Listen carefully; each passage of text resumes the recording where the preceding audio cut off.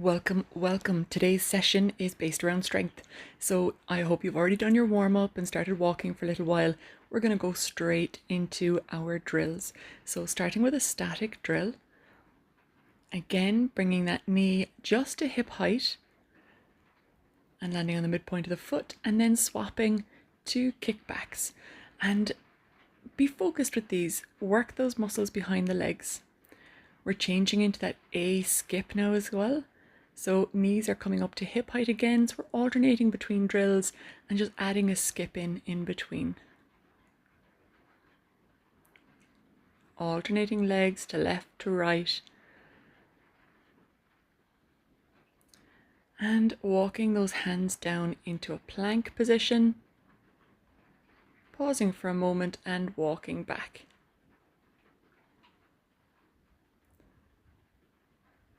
So we're going to start now with some hamstring dynamic stretches. So we're getting the stretching done through movement and not holding it static. So stretching one leg forward and scooping the ground either side of that foot. So we're working balance, coordination, and getting a bit of a hamstring stretch in there as well. Okay, back to that A skip, opposite hand coming up to opposite knee, getting a skip in there as well as you lift. Landing on the midpoint of the foot, so landing the foot straight down onto the ground and not landing on the knee, or on the heel, I mean. Okay, back to kickbacks. So keeping the knees pointing down and pulling those heels up towards your bum. So we're warming up the hamstrings there, the muscles on the backs of the thighs. And now, having done that little warm up, we're going to go back to stretching the hamstrings, coordinating, left leg out, right leg out. So you've got to balance on your standing leg.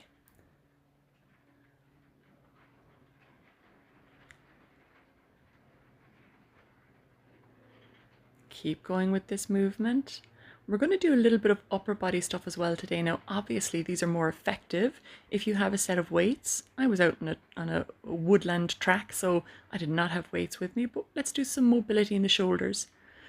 When I'm running, I often, when I'm not fit, I get a pain in between my two shoulder blades, and I've recognized the importance of working the muscles in between my shoulders. Certainly, if I'm doing lots of reading or if I'm sitting at the laptop loads, then these exercises are great for just mobilizing through the back. Now I'm going to show you these from the side again, if Pippi will come out of the way. Keeping the arms straight or gentle bend in the elbows. You can bring the arms just to shoulder height. You don't have to go further, but what I want you to focus on here is squeezing your shoulder blades together every time you come up. You do not need a dog to do this exercise. But unfortunately, I can't get these exercises done without the dogs. Okay, so shoulder mobility here. Our elbows are up to shoulder height, and we're just rotating through the shoulders. Palms facing down, palms facing up, and just rotating through the shoulders. I want you to feel that rotation through the back of the shoulder. Feel the shoulder blade lifting off the rib cage and then flattening back down again. Okay, so a Y, we're going straight up into a Y position. Try to keep your elbows level with your shoulders or in line with your body. Like really, my dogs have no consideration for the fact that you need to be able to see what I'm doing in order to follow me, but they get very excitable when they think that they're going to play with me.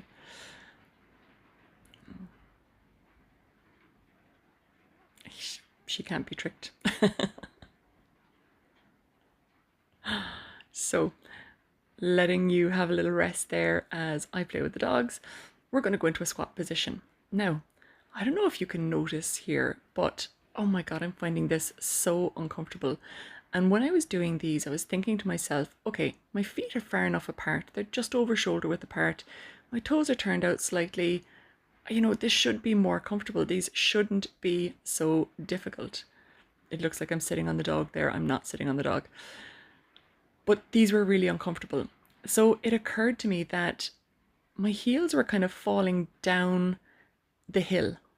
So I'll explain that a little bit more in a second, and I'll show you what you can do to help to resolve that. I'm actually looking for a stick here now to wedge under my heels, but I figured I was on a stone path, so what I could actually do, and here I'm doing it now, what I could actually do was move the stones to create a little bit of a wedge under my heels. Now, if you have poor mobility, as I do at the moment, putting a wedge under your heels can make your squat so much easier. Look at the depth there. Absolutely perfect. I was really happy with this. You don't have to go like, as they say in the movies, ass to grass, coming to 90 degrees where you're retaining tension in your legs when you're doing a squat is enough. So just to that point there.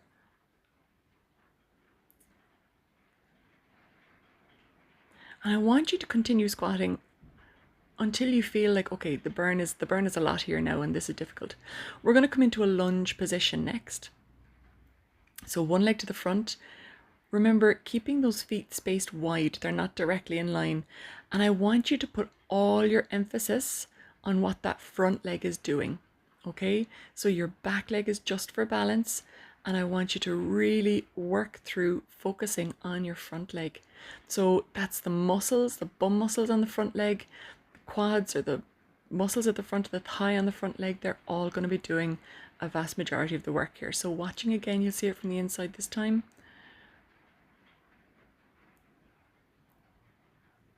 So bum muscles and muscles at the top of the leg are doing all the work here. I'm also focusing on coordination and balance for this exercise. So from a brain perspective, from a falls prevention perspective, these exercises are great. Okay, so just easing out those legs, and I am just tracking back, counting back 10 steps, and I'm jogging.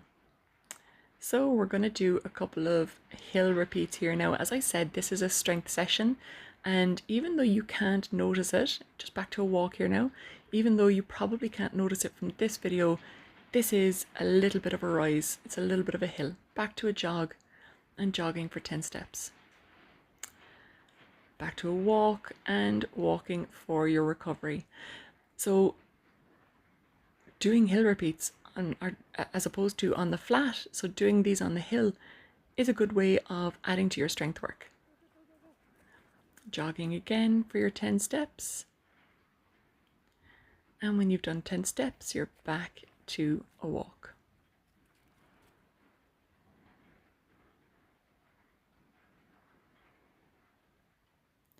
Jogging again.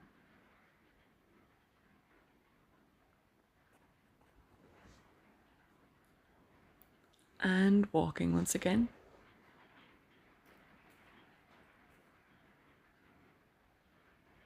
Okay, so we're taking another break to get some more squats and lunges in.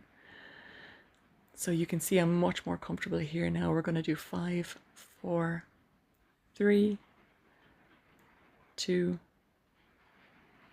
and 1. If you want to pause and do 10 squats here, by all means go for it. I'm starting where is comfortable for me, and at the moment 5 squats is comfortable. So I'm coming back into a lunge position, and again I'm going to do 5 on either leg.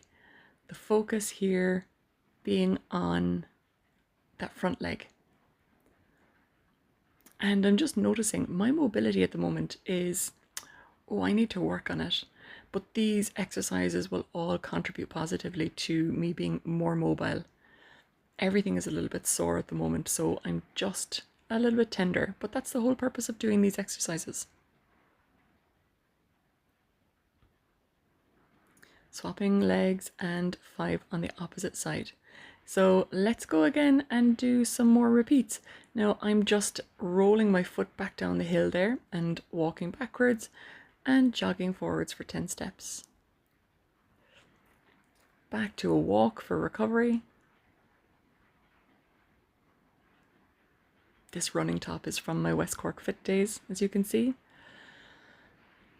And jogging again.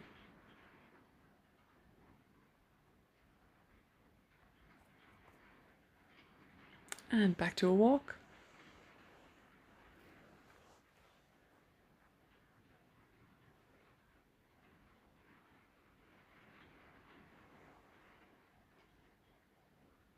I'm walking a little bit further this time. And jogging. So rather than 10 steps, I was going for 12. And back to a walk.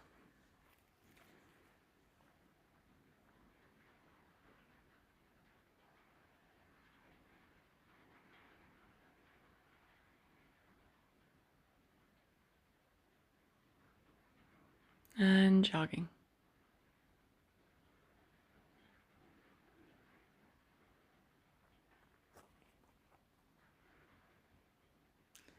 And back to a walk. Oh, well, I didn't walk this time. I kept jogging. Obviously got a bit excitable about something. Okay, walking the end of that rep. And jogging back up the hill again. Now I know right about now my calves started to feel a little bit heavy. So I think this is the rep that I walked a little bit further.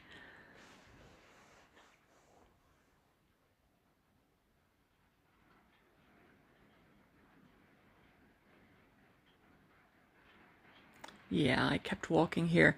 I knew just by the feel of my calves that they were just starting to fatigue.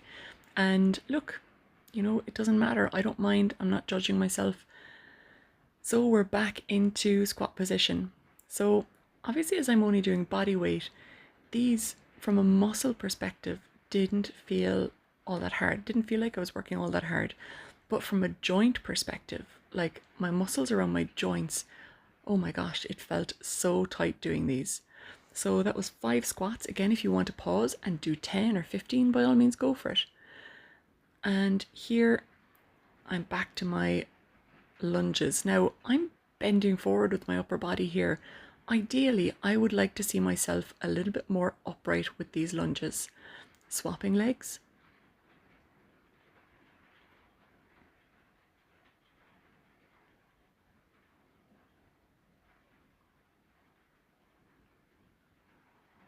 I used to do these with two 15 kg dumbbells overhead.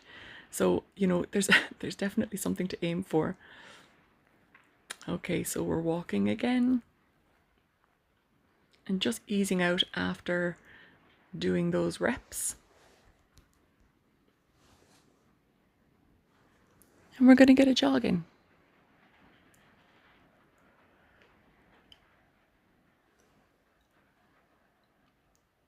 Jogging just beyond the degree of the camera. Now again, if you're out and about on the road and you're like in a single line, back to a walk by the way, you don't have to like do this on a small loop. You can do this out on your 5k circuit. And if you don't mind like pulling in at the side of the road in someone's driveway doing a few squats, then happy days. Off to a jog again.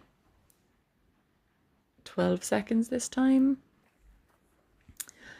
And coming back to a walk, catching your breath, breathing through your nose, out through your mouth. Now remember, for these jog intervals, you don't have to go hell for leather.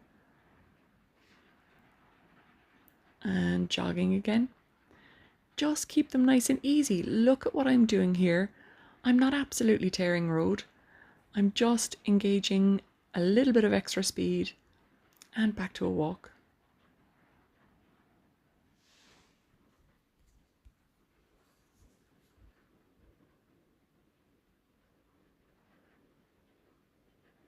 Picking up again to a jog.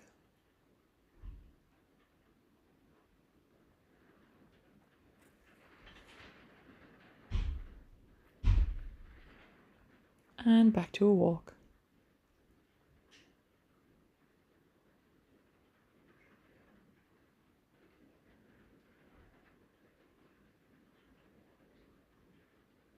And jogging again.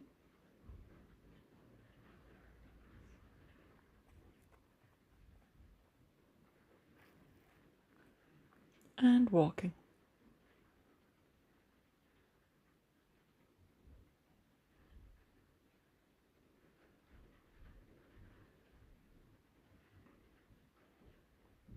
Jogging again up the hill. And if you're out and about and you're on a flat, don't worry about it. You don't have to do hill repeats. And back to a walk.